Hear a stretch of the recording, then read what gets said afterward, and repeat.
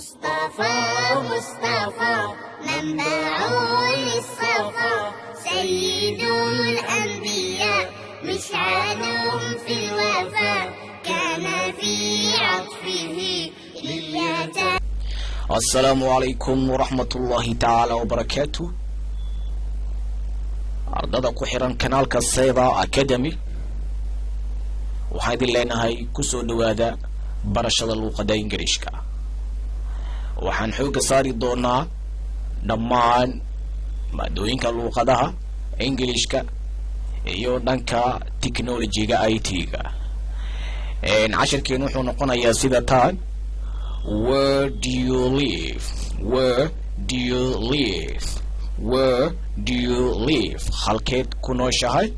I live in Darkele district. waxaan ku noolahay degmada Darkele. I live in Darkele district. waxaan ku noolahay degmada Darkele. Which village in Darkele do you live? xaafadee baad ugu nooshahay Darkele? Which village in Darkele do you live?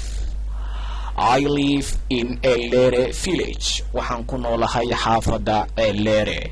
I live in Elere village. waxaan ku noolahay xaafada Elere. With whom do you live? With whom do you live? yaad la nooshahay? I live with my parents. waxaan la noolahay waalidiinteeda. I live with my parents. waxaan la noolahay waalidiinteeda. Where were you born? Where were you born? halkeed ku dhalatay? I was born in Kismaayo. waxaan ku dhashay Kismaayo.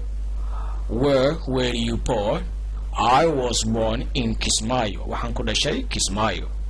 When were you born? goortee dhalatay? When were you born? goortee dhalatay? I was born in 1998. waxaan dhashay 1998. How old are you? How old are you? I am 28 years old. I am 22 years old. afwan imsana jir ayaa tahay? I am 22 years old. waxaan jiraa 22 sano. intaas ayaan ku sameynaa.